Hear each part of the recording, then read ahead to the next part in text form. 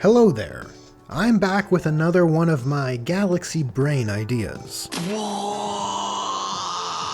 It's a concept which spun out from a request I received for a 10th edition Eandon thematic list build, which after consideration, I decided against doing.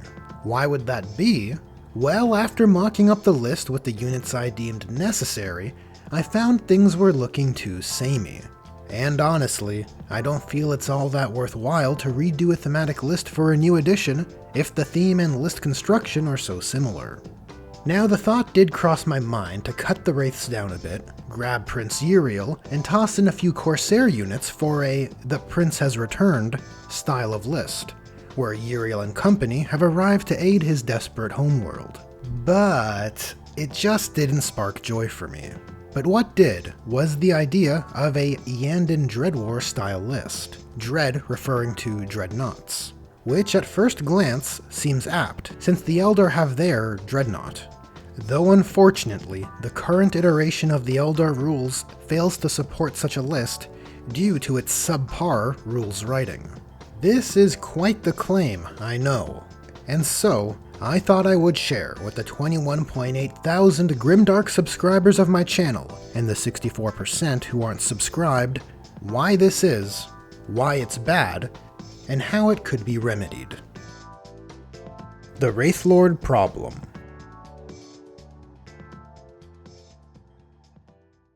The problem. Categorically, Dread War lists are very cool.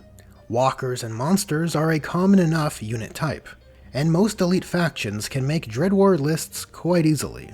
Space Marines, whether loyal or heretic, have enough Dreadnought variants to make it work.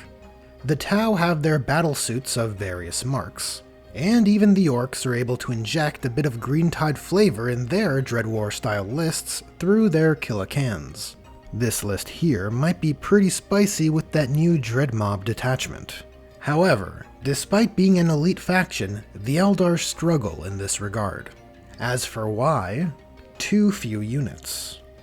On the face of it, the Eldar struggle to make a Dread War style list because the Eldar only have 2 Dreadnought type units. The Forge World unit, the Wraith Seer, which is quite the flavorful unique flex for a very psychic faction, and the standard Wraithlord kit. That is 2 units. But we need to consider the rule of 3. Meaning? It means you'll have 6 models. And even with the improved performance levels I would prefer for the Eldar, and the points increases that would come with it, it remains inadequate.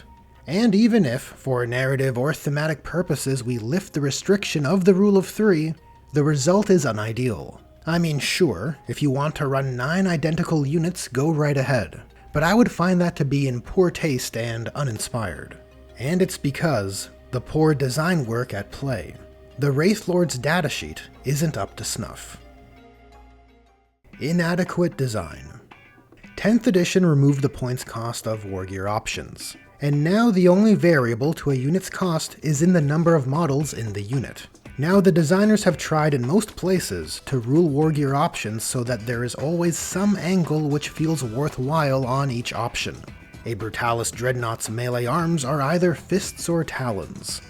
The talons come with a sweep profile, but the fists offer built-in bolt rifles.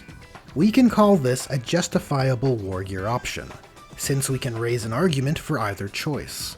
This kind of design philosophy is painfully lacking on the Wraithlord. The datasheet works as follows.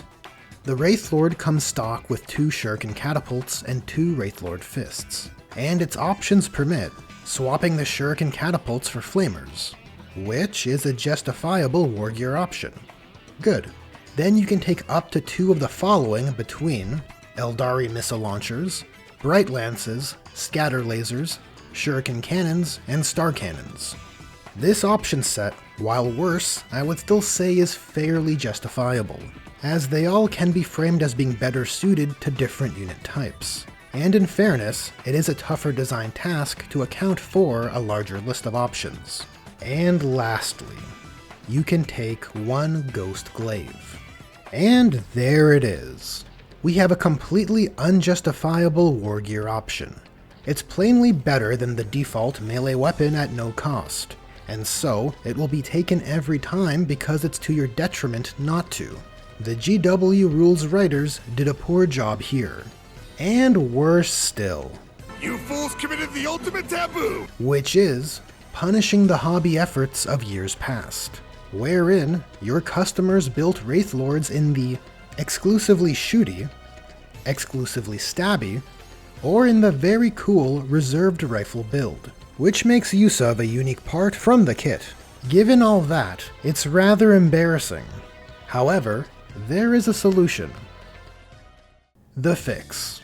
And thankfully, it's a rather simple one.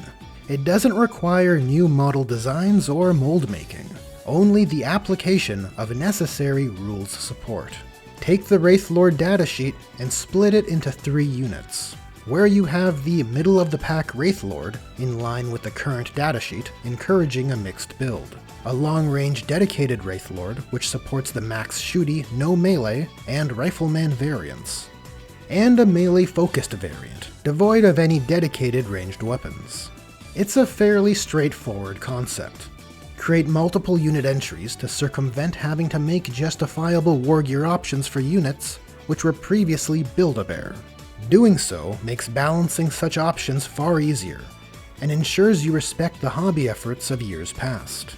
And it's a design philosophy you can spot with other units, in some cases to the extreme, like with the 7 variants of the Leman Russ tank. Call them whatever you want. I'll go with the semi-generic Wraith Stalker and Wraith Reaper.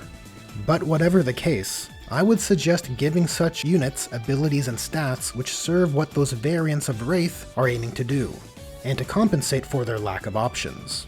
The all-shooty Stalker type could have better ballistic skill, or perks to improve its ranged hitting reliability. And when taking just one heavy weapon variant, i.e. the Rifleman build, I'd suggest granting it some adaptable rerolls to compensate for the lack of volume. And for the all-sword Hunter type, better weapon skill seems reasonable, but I think a once per battle advance and charge blitz is very cool. It feels in line with the Wraithlord's lithe form, now bereft of larger weapons, and I would argue, well conveys the horror of superior Xenos technology. Well, that's a wrap on this one. If you enjoyed this video, there are buttons for liking, sharing, and subscribing. Thanks for watching, and a special thanks to Julius Maximus, as well as my other generous patrons and channel members. So what do you think? Do you agree there should be more Wraithlord variants? Do you have any suggestions for cool variants or abilities? Let me know in the comments. Anyways, thanks again for watching, and I'll catch you in the next one.